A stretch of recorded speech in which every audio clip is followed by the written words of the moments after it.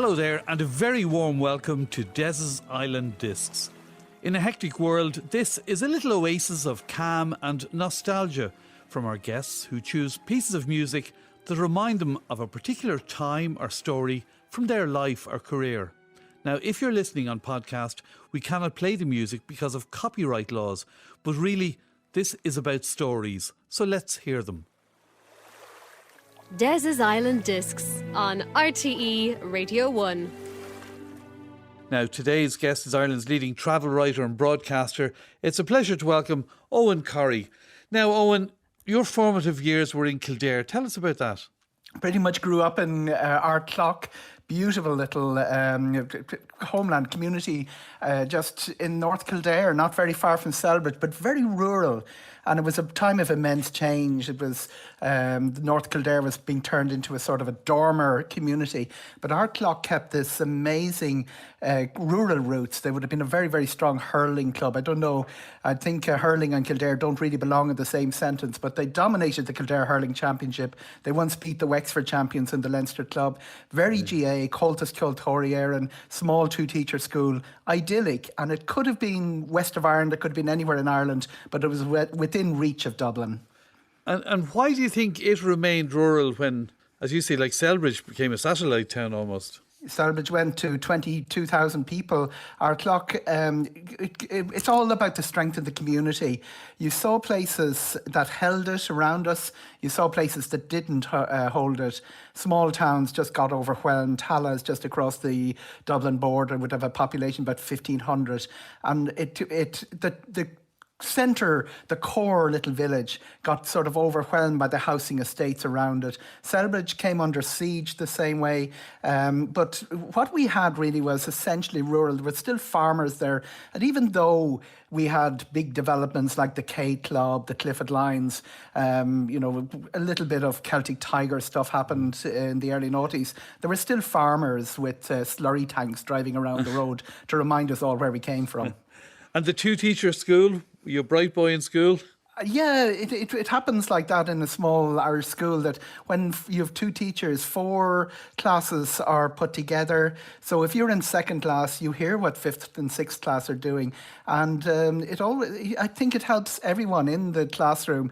There were people who would have been sort of quite academic, to use that terrible phrase. And there were people who had a tremendous community knowledge, great sort of local lore and tremendous local phrases and things like that. And we all got on tremendously well together. It always struck me as odd that the guys who weren't very good at the 8 times tables ended up being very wealthy bookies, being able to calculate the odds at the next year's Cheltenham Gold Cup 8 months in advance.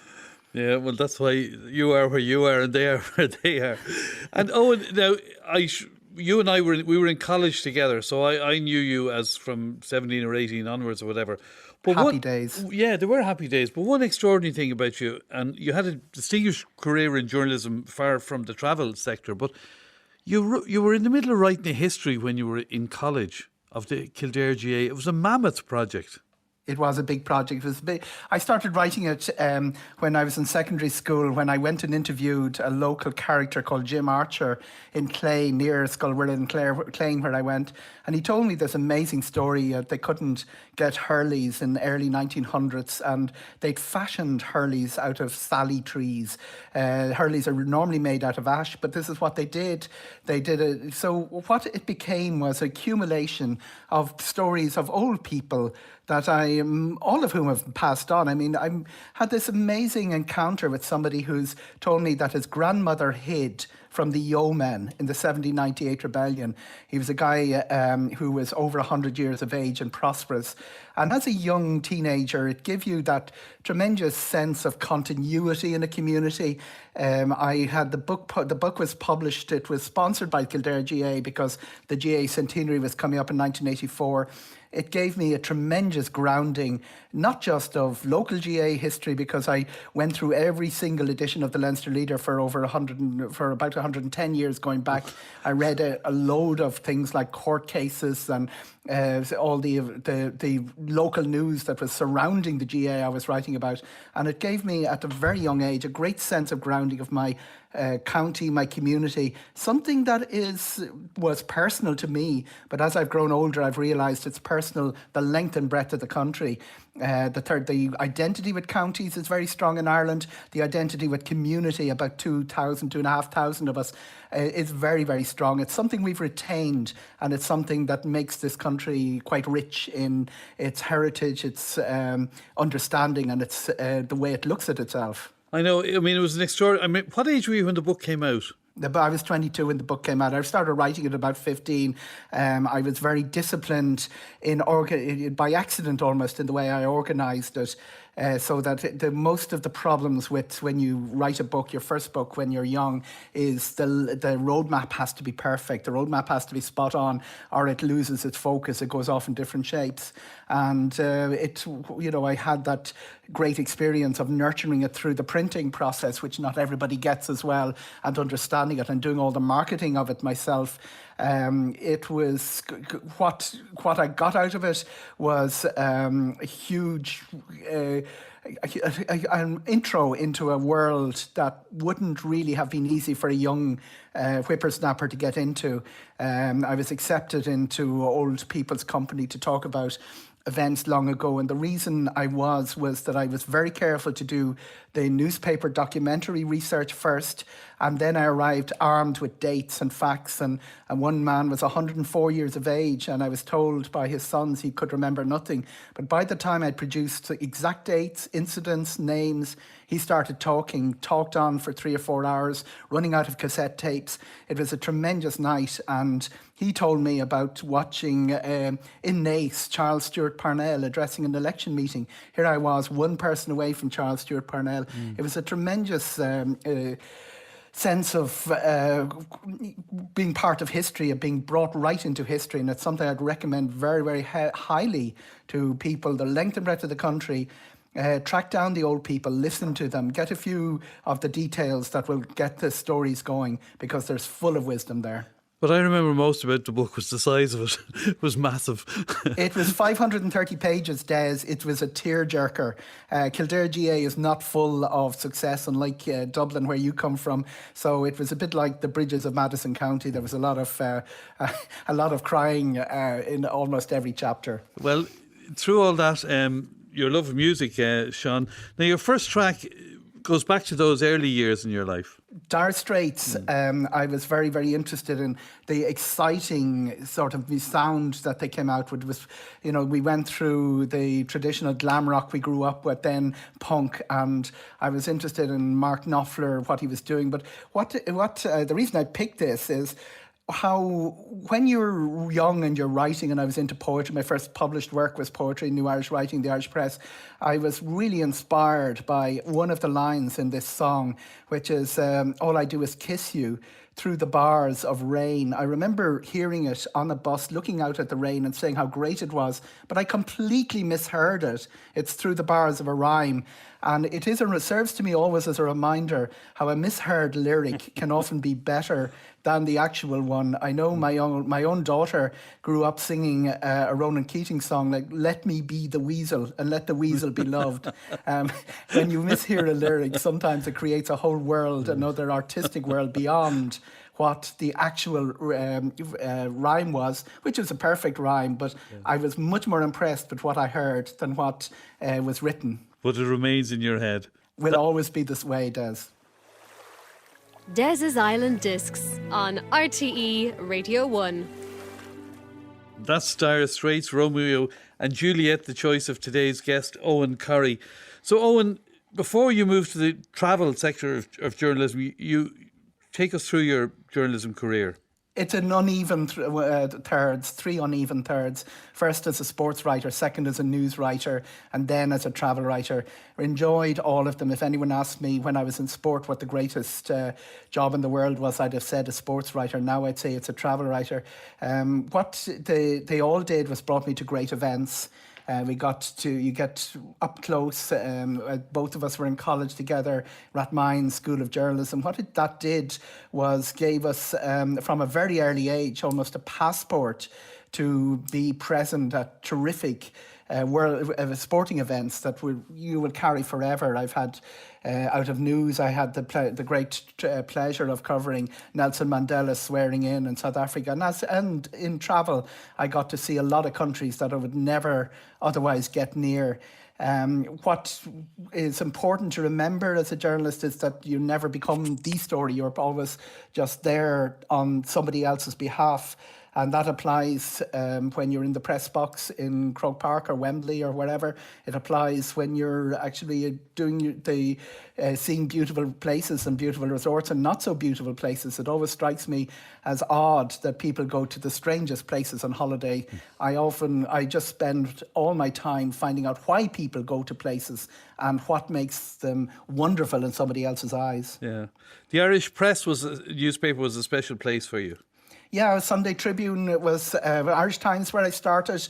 The Sunday Tribune, I was there on 2 separate occasions, second as sports editor. The Irish Press was where I spent 10 years. You get very attached to the Irish Press. You spend some time there yourself.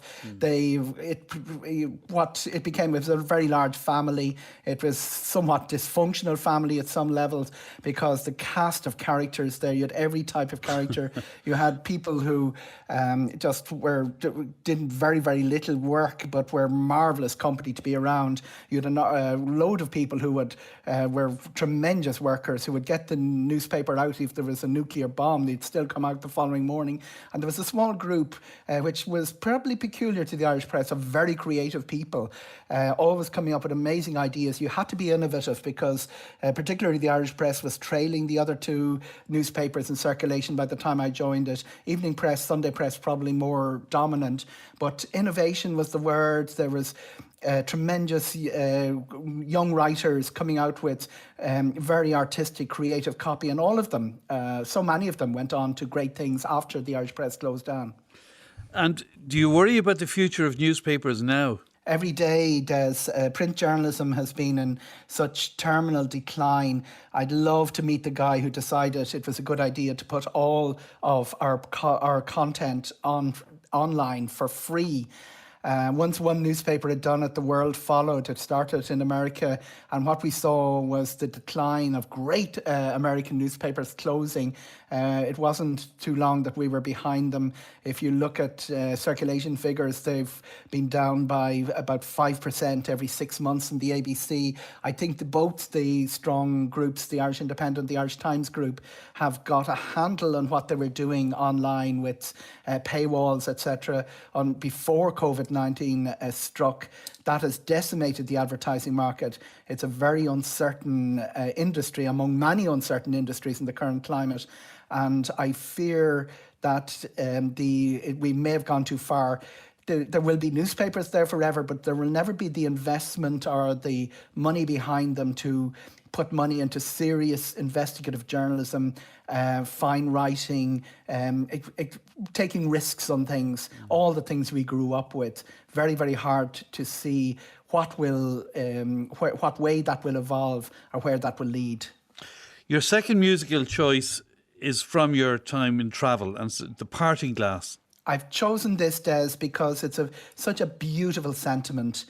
Good night and joy be with you all. And I would spend a lot of time on international groups at conferences, people that don't speak English. One of the great ways of bringing people together is by singing a song. It's not a complicated song, it's not a complicated message, and it leaves everyone with a good taste. It's a song that's evolved a lot in recent years, most recently with Hosier's dedication to the victims of COVID-19. Ed Sheeran has made it famous. The version I like is way back, the very simple version from my childhood. Liam Clancy sang it and Tommy Makem sang it. They used to finish the concerts with it, and it's a pretty straightforward sentiment. Before it became a funeral song, before it became a rallying song for any particular cause, we're finishing up for the evening, and let's have a joyous goodbye.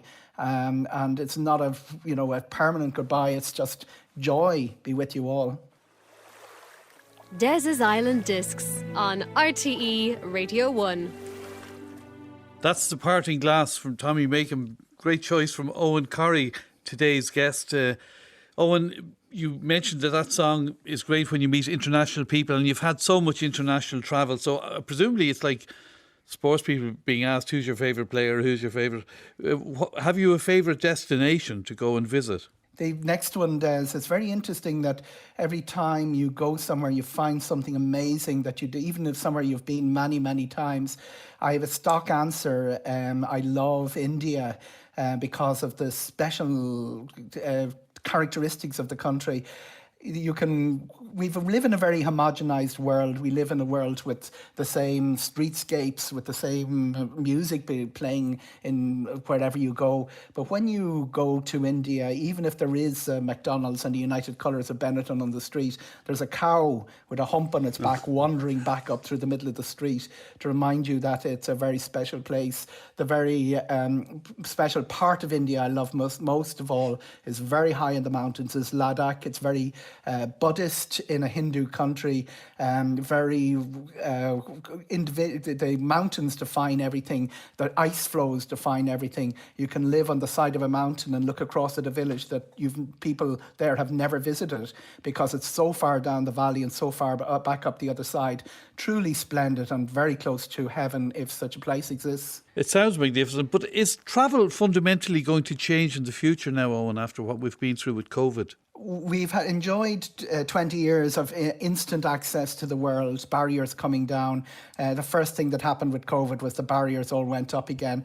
I think what we need to see is some sort of shape coming on what travel will look like when we get back. Will people be confident about travelling, or will we be huddling into a world of temperature checks and face masks? If you remember the horrible things that happened after 9/11 with airport security, we could be looking at something similar happening to the airport experience, which would kill the joy of travel for an awful lot of people. We're also looking at what happens with our access. We've got low-cost airfare access to over 200 places from Dublin and all around the world. It's cheaper to fly to Australia now than it was in the 1980s. If the people stop travelling, all of that goes back to becoming more expensive. It's very uncertain times. I'd love to see a little period of uncertainty, confidence coming back, and then returning to a full flow travel and people getting used to a new world where barriers that were put up are being taken down again. But we're a long way from that at the moment. Mm. Your third musical choice, Eoghan Corry, is it's a GAA anthem. The GAA anthem is one thing that fascinates me. It all started with the community singing in the 1930s up to the 1950s. The crowds would all join in a big song. Abide With Me was the great Wembley one. Faith of Our Fathers was the great Croke Park one. Some of the supporter songs We'll Support You Evermore would come from that. The origins, the big hymns that were sung. There are really only 3 county GAA anthems that are set in stone, if such a word exists. They're the 3 hurling ones, Slieve na Mon for Tipperary, the Banks for Cork, Rose of Mooncoin for Kilkenny. All the rest are transferable. It's very interesting. For instance, Molly Malone only became the Dublin anthem in 1974. 20 Men from Dublin Town was the one before then. The Curragh of Kildare, is it even a Kildare song? It's the county anthem, but I adore it because it conjures up those summers in Croke Park when we're all ready for the match and the hope that Kildare will actually win something this year. We leave it to the listeners to work out how often that's happened.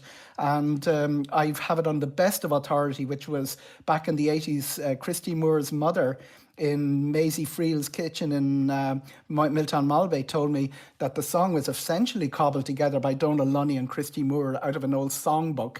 It wasn't a traditional county song in any sense, but it has become the county anthem of Kildare, and it always makes my heart beat a little bit faster when I hear it. Yeah, it's really interesting what you say about county anthems, because listeners will know I present a programme on the eve of the All-Ireland final up for the match, and I'm doing it quite a while now. And early on, it was suggested by a producer, the same old county songs. Should we not get a young group from those counties, energy, youthful, invigorating? And we did that one year with these lively bands, kind of rock, playing something really hip-hop and trendy. And the audience sat there with their arms folded, stared at them. And they want to hear their county song on the Eve of the All-Ireland. They want to wave their flags and sway from side to side, and everyone's singing along. It's interesting they changed though. I mean, the Flora Finet was Cavan in 1945. They used, after that, they used Paddy Riley. Bula Vogue used to be the Wexford song. I notice in recent years, Dancing at the Crossroads is the one that's got them swinging in the aisle. So it does change. But that's a good thing. Oh, absolutely, and we can't have it fixed in stone. The three, as I said, are not that can never be touched. Are the three, the Kilkenny, Tipperary, and the Cork ones. For instance, the Killarney would have been used by the Kerry team in the 1930s. They changed it to the Rose of Tralee in the 1940s. And I notice, the Men of the West would have been Galway right up till the 60s, and it became the Fields of Athenry in recent years. They reflect fashion and change as much as anything else. Yeah, and of course, Christy Moore singing, he's one of the greatest products Kildare has produced, and it has plenty of good products. Marvellous, marvellous man. He's responsible for two of the great anthems of the 80s. The great rural anthem of the 80s was Lisdoon Varna. I think the great urban anthem was Joxer Goes to Stuttgart. If you were to rely on somebody, I mean, people say that the history is written by the winners and the real history is written in songs by the losers. I think the man who wrote the history of 1980s Ireland was Christy Moore. Yeah, kind of a national treasure really, isn't he? National treasure is understating it. All right, so we're going to play out Eoghan Corry with your third musical choice, and here's to one day getting that All-Ireland final that's so elusive. The Curragh of Kildare from Christy Moore. I'm shedding a tear already, Des. Eoghan Corry, thanks a million for joining us. Des's Island Discs on RTE Radio 1.